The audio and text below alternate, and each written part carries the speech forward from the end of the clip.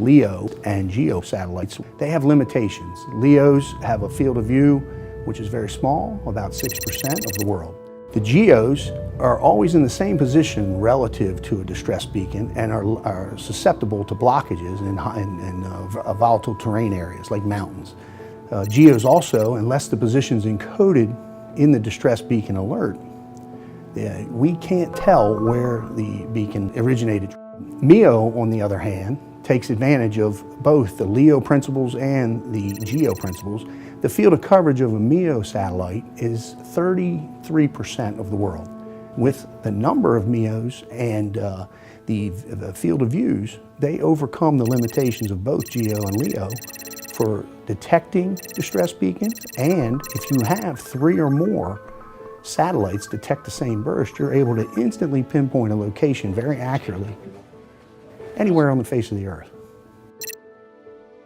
Dans le cas de situations d'urgence, attendre plusieurs heures peut des fois faire la différence entre la vie et la mort d'une personne. L'avantage du système MEOSAR vont fournir une détection et une localisation instantanée de la détresse, permettant aux unités de secours d'être beaucoup plus rapidement sur les lieux du sauvetage.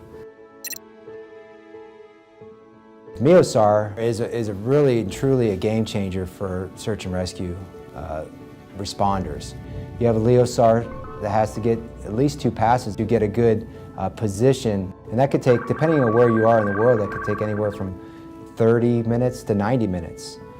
Whereas with MEOSAR, 1 beacon burst, based on the time of arrival, frequency of arrival calculations, can provide you an independent location pretty much immediately.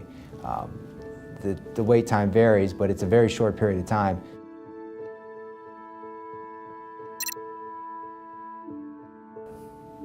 Another big difference between MEOSAR and LEO and GEO will be the size of the constellation. Right now, with the current generation, we have about 8 geostationary satellites that are in orbit. There's 5 low Earth orbiting LEOSAR satellites in orbit. When we get to GNSS, the Global Navigation Satellite System, we're talking about up to 3 constellations that might be carrying our search and rescue capability. So with GPS, that would be 24 satellites, Galileo, another 24 satellites, with GLONASS, maybe an additional 24 satellites.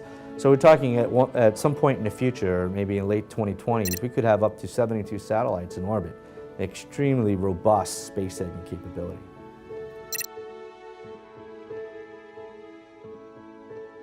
All of these payloads are built to be what we call interoperable.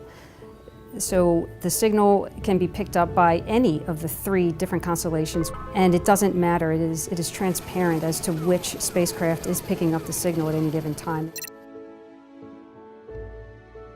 Donc c'est une différence significative, je dirais, au niveau de l'implémentation des charges UTILSAR à bord des satellites entre le système MEOSAR et le système LEOSAR. Dans le cadre du système LEOSAR, c'est différent parce qu'effectivement on travaille avec une combinaison de 2 types de processeurs qui réellement processent l'information à bord du satellite et qui sont capables de renvoyer cette position à la station sol.